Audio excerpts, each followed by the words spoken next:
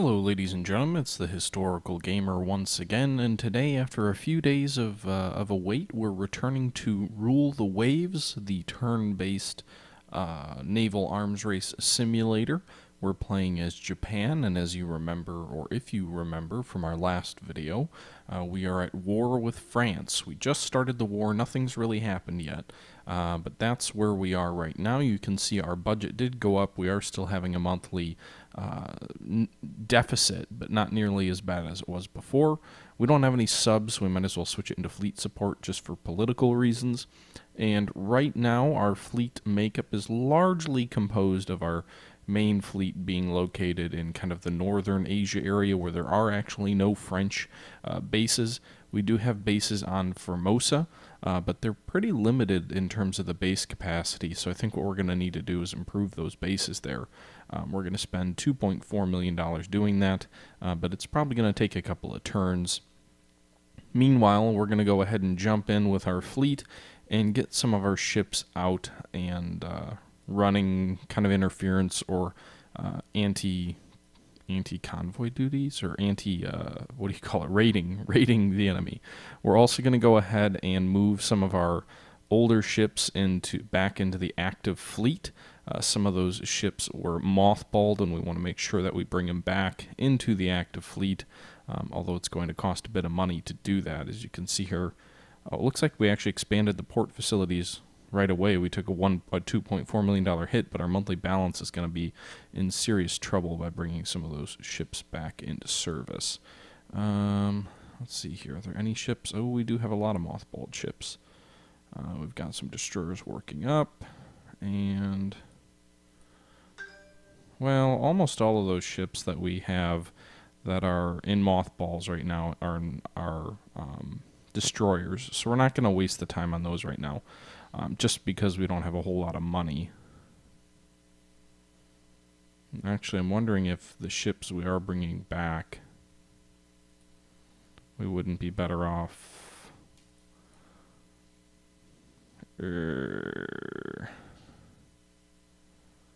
leave two of them in mothballs just to save on cost. The older two will leave in mothballs, the newer two will bring out as quick as we can into the active fleet. And I think that's mainly what we're going to do here. We need to put some ships on patrol, so we'll go ahead and put some destroyers on patrol. We'll pick our older ones to do that.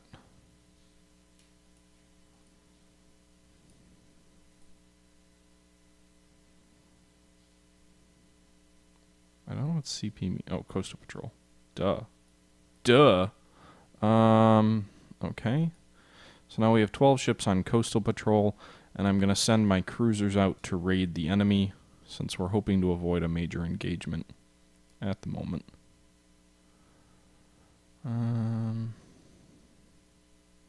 Actually, I think the heavy cruisers, since they're a little bit slower, we're going to move them to South Asia. We're probably going to be over our base capacity, actually, by doing that. Oh, actually, we can have some more ships there, it looks like.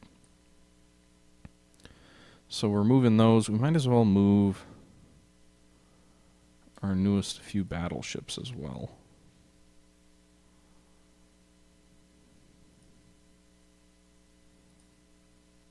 So those are all going to be in transit. And we'll move these obsolete cruisers into raiding status.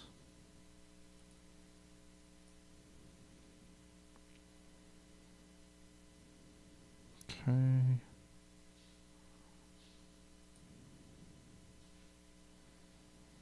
Actually, we're going to make all of these. Well, we actually don't have that many light cruisers. We scrapped a lot of them, didn't we?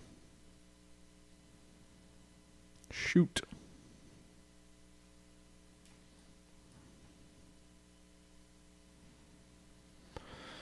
I don't know how effective our light cruisers really will. Certainly the smaller light cruisers won't be all that effective. So we'll move these 50. Well, these are the bigger ones. Alright, so we're moving 2 battleships. We should probably move some of our light cruisers as well to South Asia. And we certainly need to move some destroyers also, so we'll move some of our newer ones.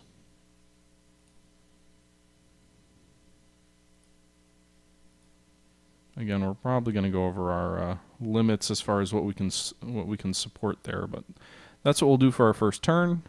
Insufficient ships on foreign stations. Really? South Asia and West Africa. What do they need? Well, Southeast Asia we've got a ton of ships headed towards, so that's not an issue. Maybe what we'll do is that we need an additional 1,900 tons. So we'll move this guy to West Africa,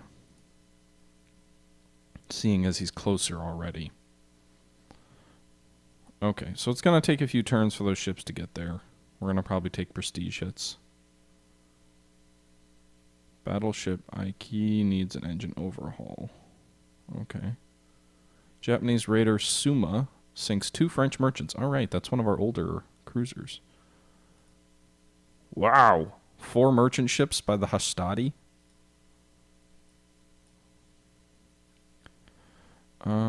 Okay.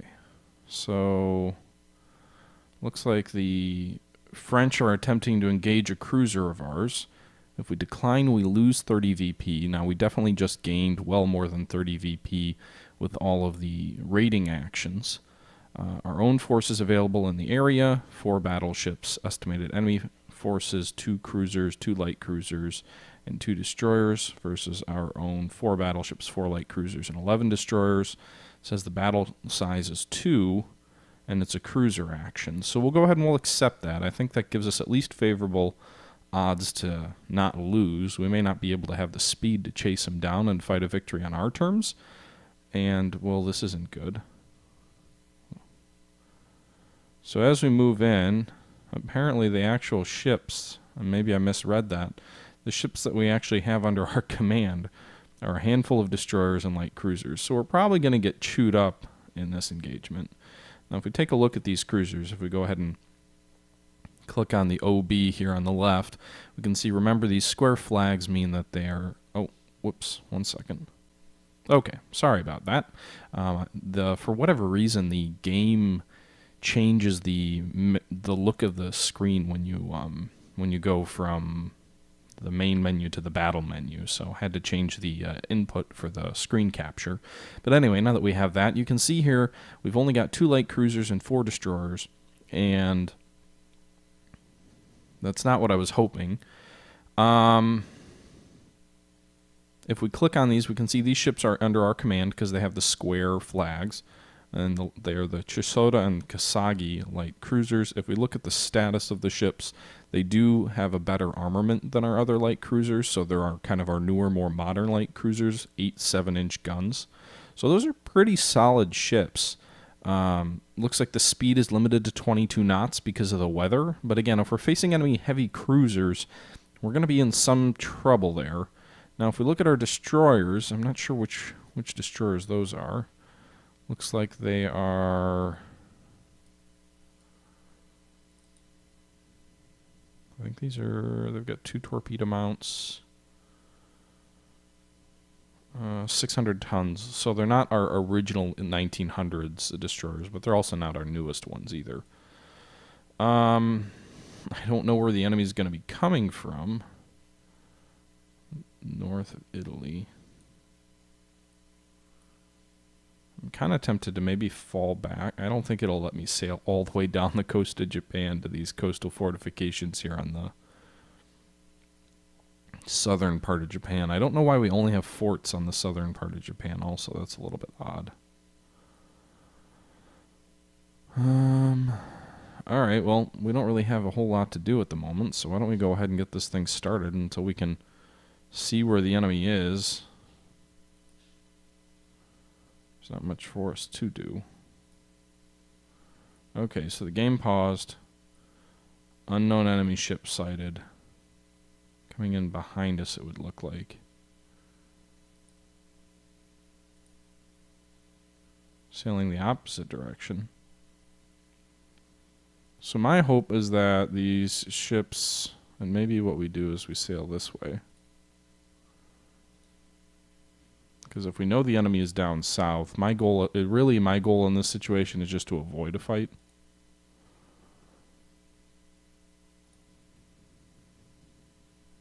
So you can see the AI division fell out of line of sight with ours, and if you remember from our previous video, if you have a squadron that falls out of line of sight of your main unit under your kind of the one that's under your direct command, then you lose manual control over them and they become controlled by the AI.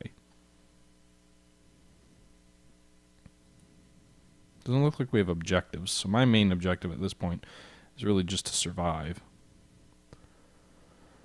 So I can control the course just by clicking on this little arrow and then clicking where don't crash into the sea though, or we're in the sea.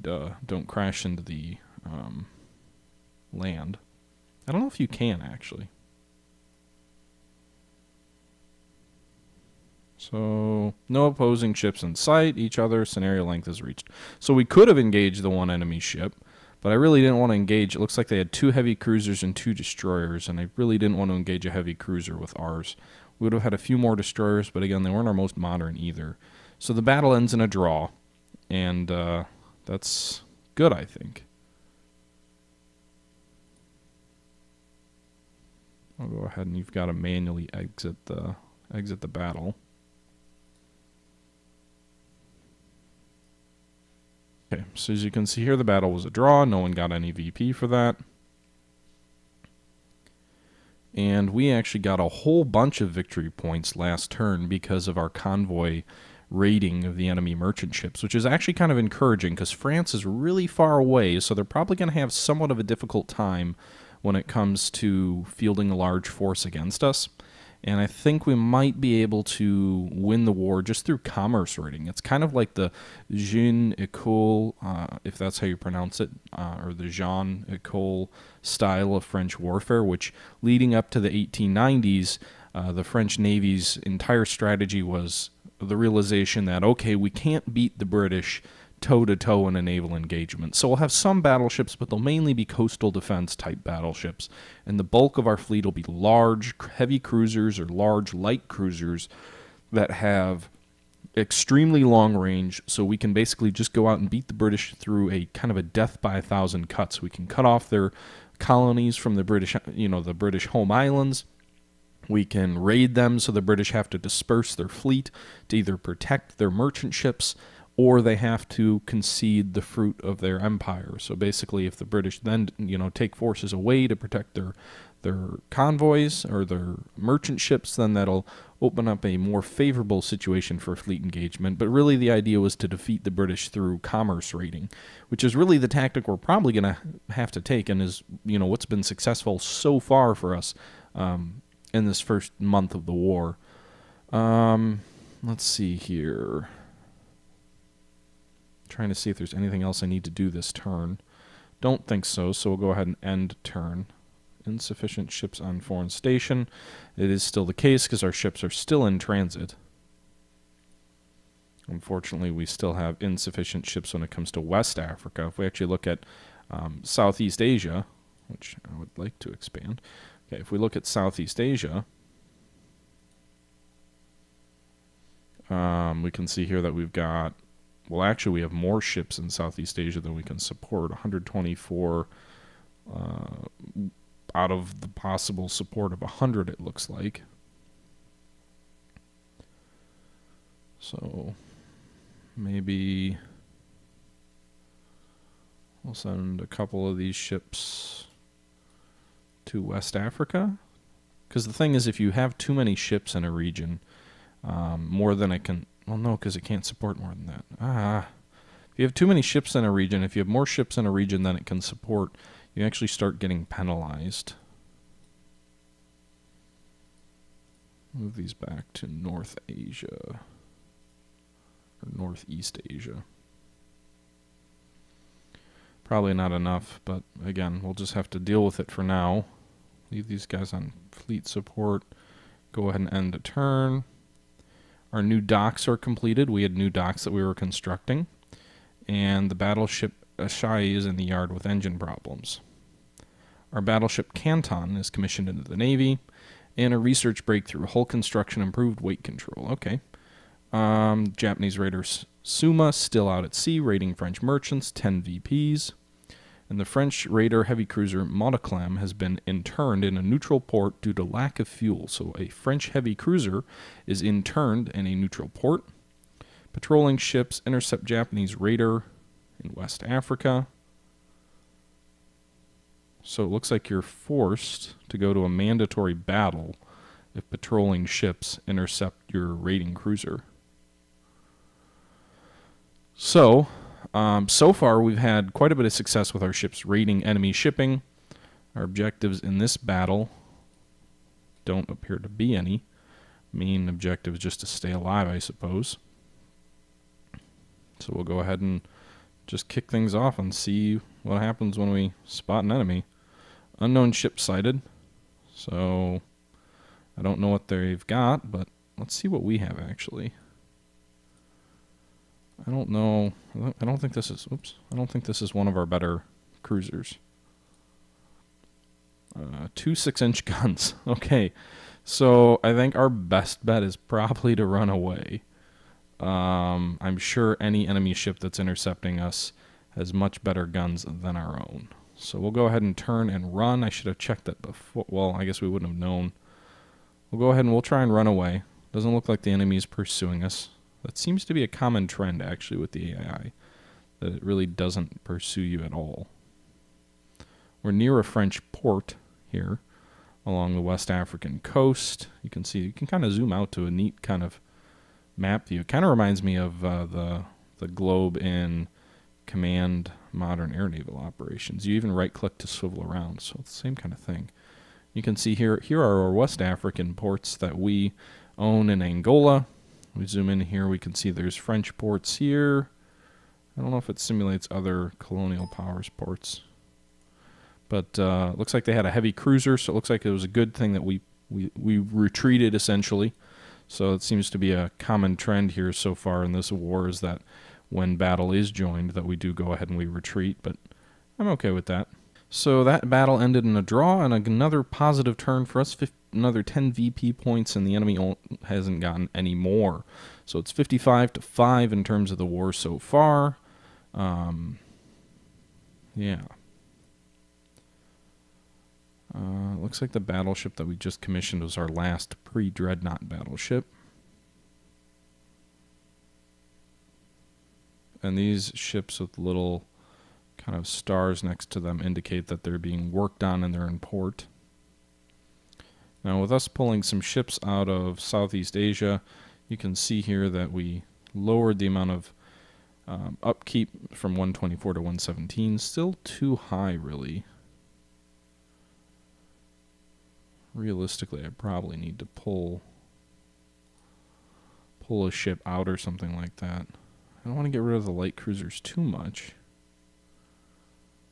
but I do like the idea of maybe throwing more of them into commerce rating. These guys are all in Northeast Asia, these light cruisers. And they're all in the active fleet. So we're actually going to put them all on commerce rating.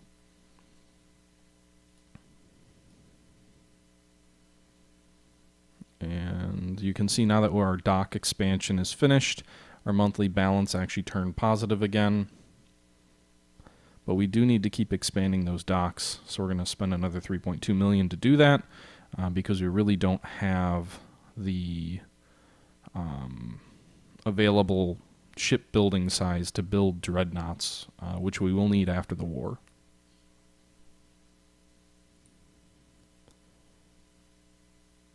$50 million has been collected by popular subscription to finance a new battleship.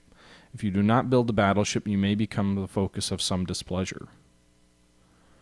Our destroyer Urgoma is commissioned into the Navy. The government wants to put an effort into winning the war regardless of hardship cost for the population. What do you propose? Total war is the shortest war, which will give us more budget. We should strike a balance between military expenditure and caring for the population, which doesn't do anything. Or revolution from within is as dangerous as defeat on the battlefield. We should divert resources for social programs. It'll hurt prestige and the budget. I'd say we want to strike a balance. With the war going the way it is right now, I don't think we need to invest massively in the Navy. And realistically, by the time the war is over, if we get a bunch more money for the Navy, the war will be over by the time any new ships are constructed. So I think we go ahead and we strike a balance. Man, the Suma is just going to become a hero. Another 3 merchant ships. And the Allies have intercepted another cruiser. And we go to another battle. Okay. I think this is the same crappy cruiser, or the same type of crappy cruiser. Yeah, 2 6-inchers. So we probably need to run away as soon as we see anything. We just need to know what direction to run. Or we're just not going to see anything at all. Nope, we did sight something. It's over this way. So we shall sail in the opposite direction.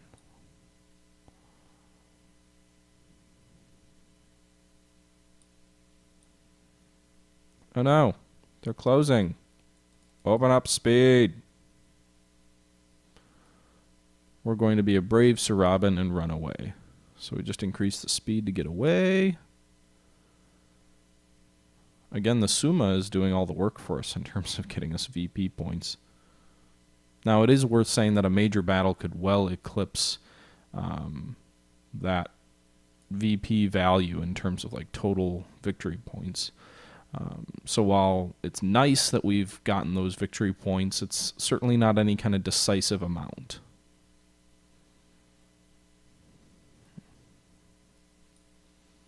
Okay, scenario over. It was an enemy light cruiser, so we might have been okay. No, not with that one. Remember, we only had 6-inch guns to engage the enemy with, so. Battle's a draw. And you can see our victory point total is kind of climbing up. We'll go maybe one more turn. We only have 11 ships on coastal patrol. 13 are required. We'll go ahead and add 2 more.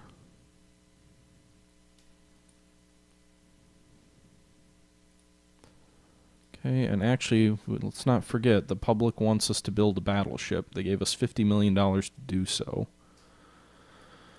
So, I think we'll just order. I don't want to design a new ship at this point. I know it's probably obsolete, but I think I'm just going to order another Naga-class battlecruiser. Unfortunately, I can't build it locally yet, so I don't see the point in designing a whole new class of ships if we're designing the dock so that in a year we can, build our own. So we'll go ahead and we'll order that ship. Again, it's going to be made in the U.S. I'm curious to see if the U.S. will actually deliver any of those ships, given the fact that we're at war. One of the things you saw in the earlier turn was that,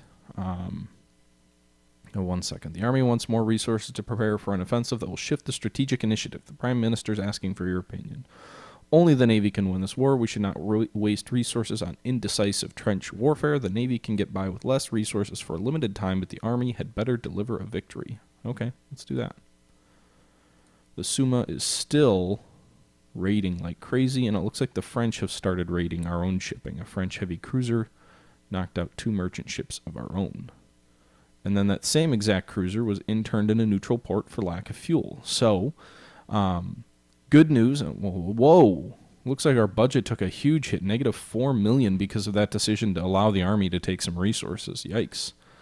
But anyway, so one thing you keep seeing is the internment of warships that kind of pops up. And what that basically is during this time period, and even today I believe, according to the laws of neutrality, if a ship of a country that's at war with someone enters the neutral port, they have something like 24 to 48 hours to leave.